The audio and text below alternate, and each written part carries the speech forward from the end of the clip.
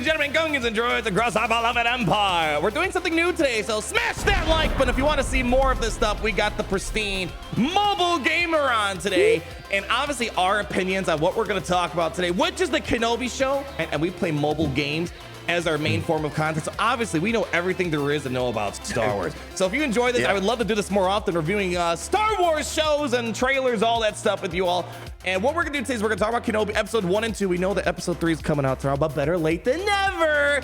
And we're gonna do the first few minutes non-spoiler, and then the rest of this is gonna be spoilers. And for each person who likes today's video, you'll be getting a free Star Wars exclusive giveaway that Jon Favreau has given us the exclusive announcement for at the end of the video. This is not a scam.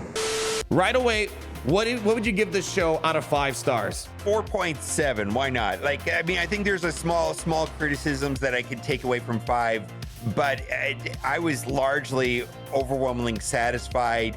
Can't wait for episode, for the 3rd and the 4th and the 5th and the 6th. And I feel like, best thing I've watched since Mandalorian, right? I just loved it. It was great. It's weird saying that. Before I get too elaborate on my side here, I give it 4 out of 5, and I'll explain for a few reasons. One, the show can only go up, I would hope, right? And I feel like if I go to 5 already, it doesn't leave any room for satisfaction to grow. Like, we know inevitably we're gonna have probably some Vader confrontation one way or another, and that is the episode I'm hoping turns out to be 5 out of 5. So that's reason number 1. Reason number 2, we have some nitpicks we're gonna talk about in regards to plot and maybe some minor character things. But also, I put a poll out there a couple days ago, 21 billion votes submitted. Can you believe that?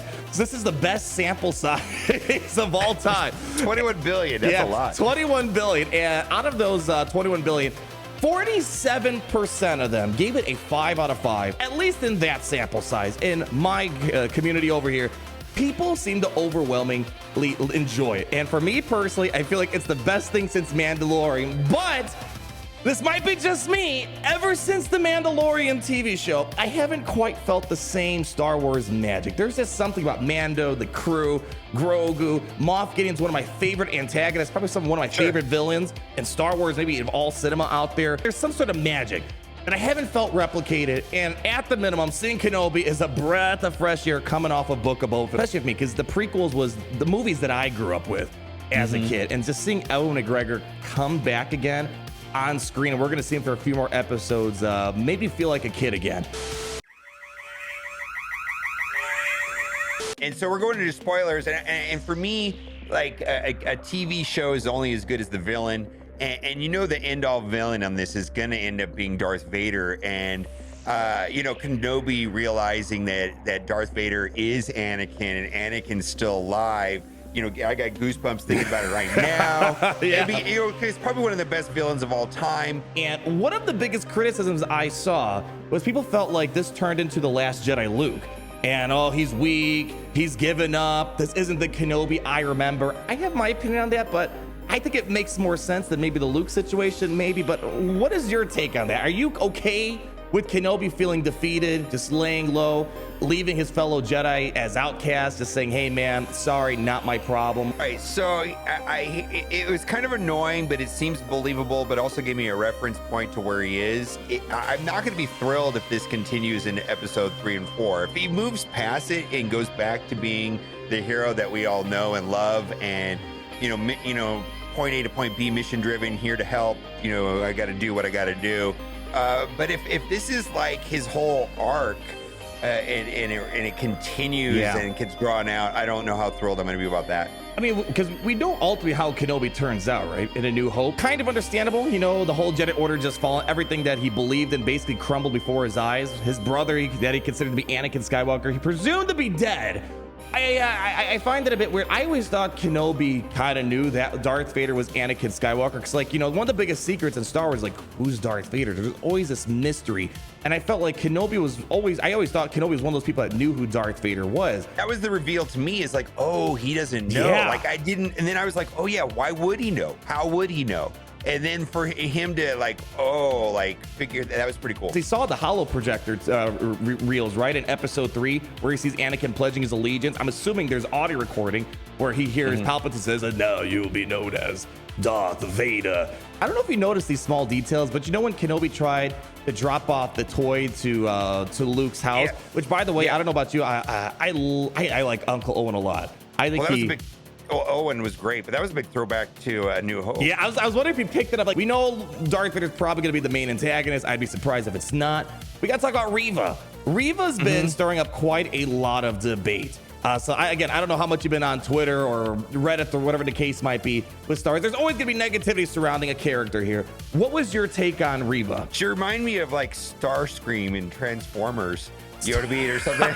I don't know, like, you know, the bad guy that is like fighting within her own ranks, right? You know, she's definitely, not only is she, you know, the bad guy, but she's not getting along with the other bad guys, right? Which is kind of interesting, you know, and you know, she's, you know, she's trying to climb up the ranks. Obviously, they're trying to get approval from Darth Vader, and you know, in her, you know, the Grand Inquisitor's in her way. I'm not sure if it's the best comparison. Remember how Maul was just so obsessed with Kenobi throughout the Clone Wars, Rebels? But we kind of understood that because we've had the prior reference of his interaction with him in The Phantom Menace. With Reva, without knowing any background, and I'm assuming we're going to learn more about it because in the opening of this show, it looks like Reva's maybe one of the younglings during Order 66. Did you catch that? That's what I thought. I wasn't sure, but it's only been, you know, I don't know. Is she young enough to be one of the younglings is the question, right? I don't know. Yeah, but the point I'm getting at here is that she comes across, for me at least, as annoying as a try-hard. Like, you know, Maul screamed Kenobi many times that we weren't thrown off about it, but with her screaming, Kenobi, I'm coming for you! It's like, whoa, all right, chill. It just really threw me off. So I don't want to give a final opinion on the character, but my initial impressions were she wasn't intimidating me. It was kind of annoying. I'm waiting to give him more of a chance here. No, I don't know. She hasn't grown on me yet. I think you're 100% right on that. She's definitely like, she's okay, but like, you know, like we'll see how she develops, right? We'll see what happens, right? Yeah, and let's actually evolve into the Inquisitors at large. I think this is another problem I have. I said this several times. I don't know if this is a testament to fan films for Star Wars or a knock on just Star Wars, the main form of Star Wars content. Sometimes I get the feeling that I'm watching a fan film. And when I look at the Inquisitors, it doesn't feel like this is an official Star Wars. I feel like all the Inquisitors look a little off. Grand Inquisitor, I think the voice acting is great. The look is kind of a bit funny. And then even Reva doesn't, like all the Inquisitors have like their own distinct look, like this dark side look, markings on their face. And I don't know, I didn't like get the feeling that she was an Inquisitor. It just kind of felt like maybe someone going to Star Wars Celebration dressed up. Yeah, okay, so yeah, I thought the Inquisitors usually were more alien. I mean, not necessarily. Did you play Fallen Order? We had like Second Sister. She was a human female, but still, even herself, she had like these like worn eyes, you know, like this hatred look, like this. Yeah, Reva just kind of felt like she was just going to Star Wars Celebration, and it's a great look if you're as a fan dressed up, but like in the show, it didn't quite feel like that for me. Yeah, I mean, she didn't seem like typically what I would have expected for an Inquisitor, but I was okay with that mostly because, you know, she didn't hold her lightsaber up and put on both blades and fly away. Give it time. I was okay with as long as they never fly. I'll be okay with it. Do you remember the eighth brother in Rebels where he flew away and his lightsaber broke and he fell to his death? I hope they don't. I never liked that for some reason.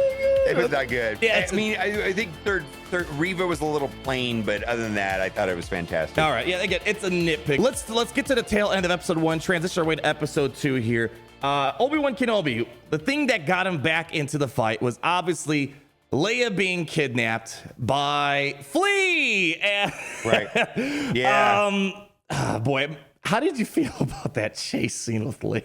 Yeah, I don't know. Like, it's kind of annoying. I mean, here's the thing. I thought she was very charming, and she felt like that's how first of all, 10-year-olds are kind of like that. Oh yeah, that's one of the things I want to bring up with you. So that was cool, and then and that makes even more sense as Leia, because she was kind of in charge, had a direction she was going to go, and she's like she's a leader, quick on right? her feet with the roast and stuff like that. Yeah, just very quippy, and if I felt like she was like a pleasant surprise. I didn't expect that a 10-year-old character would win my heart over. I thought she was great. Yeah, and that's one of the things. Again, it's sometimes it's really easy to get caught up in Twitter drama and stuff like that, and sometimes that small minority could be a loud voice. Hard to say what the overall opinion is of Leia out there. For me personally, I talked to you before we did this. You had 2 daughters. Obviously, they went through the age of 10. I have a sister, soon to be 10.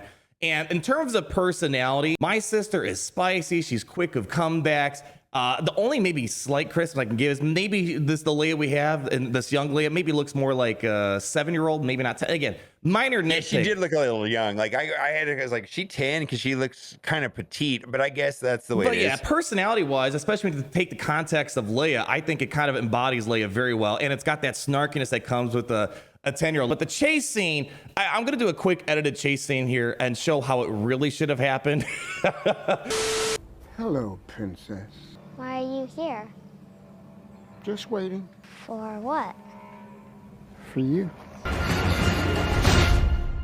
Whole thing that 3 grown men can catch a 10-year-old, and I see people say, oh, she's force sensitive. Don't give me that. This has nothing to do with force sensitiveness. Like, did you see the moment where the guy ran into a neck high branch and he's like, oh, I can't get around it? I think that's their character, though. You know, and they're just the disposable bad guys that were hired. But they made this. It's different from making it funny. They were trying to. It looked like they were trying to sell this as like a serious chase scene. It's like it would be different if they were trying to make it fun. I don't think they were shooting for funny here. I think I was so distracted at that moment of, is that Flea? Oh, is that Flea? And I think I was so distracted, like I'm Googling, is like Flea in Star Wars? Yeah, so in case you guys don't know. So I was I was more distracted with that than anything else. So, it's like, wow, Red Hot Chili Peppers in Star Wars, kind of like, Burr in Star Wars, right? It's kind of weird to me. How do you feel about the motivation of kidnapping Leia to get the Kenobi, and Kenobi using that as the platform to getting back into the fight? What was your take on that? I mean, it's a stretch. I mean, that you definitely have to move the plot forward. Yeah, of course. He has to, reactivate him and kind of move Kenobi away from, the survivor syndrome or whatever you want to call it, survivor's guilt thing, and move away from that and actually go to the other area. I think one of the moments that, like, why are they making it so hard to find her if it's a trap? Yeah. Like, I kept thinking that it's like, wow, like it seemed like it was pretty like he shows up at the planet, right? And then he doesn't know where to go, and it's like, well, you think they would just try to control the trap, and it's like, it's gonna be here, there's only one way in, they know he's coming, and there it is, right? But this kind of makes it very random how it's gonna play out, and it just seems like it's a like how would she really know that he would only send Kenobi? Yeah, it seems like a stretch. I mean, yeah, of course they have to move the plot forward, because just watching a guy chop up fish or whatever it is, pack meat for another 10 years is not the most interesting stuff. And I know people are kind of having Tatooine exhausts here. Or what's the word? Yeah, like Dude, always go there in every Star Wars movie ever. Go to Tatooine, yeah. like every single time. And it's one of the least interesting planets to look at. Yeah, well, you could go to Jakku, which looks similar, right? I don't know. Anyways. So I get they had to move the plot, and going to eventually episode 2, Dayu is a much more vivid environment, a lot more going on. So they had to get Kenobi moving around. The thing is, for me personally, the reason why Reva took Leia was because she read that her Kenobi and Organa, which, by the way, great singer Organa, playing the role again here, that they had a prior relationship, so we should kidnap their child. I don't know if that's the best thing to rely on. All right, so I guess really the main thing to point out with with episode 2 is the chasing, which again I find it kind of weird that they couldn't catch a 10-year-old Kenobi in this situation, had a hard time catching it. And then the girl's like, she's like walking like a quarter mile an hour, and like Kenobi can't catch up to her. It felt slow motion, and I don't know if it was like her outfit or something. It just kind of made her look like she was like waddling like a toddler. It reminds me like, of the Moss Vespa chase scene where they're on the Vespas trying to chase. Oh my god, they're going so slow. I think really we need to just jump to the very end of episode 2, where it looks like Reva killed off the Grand Inquisitor.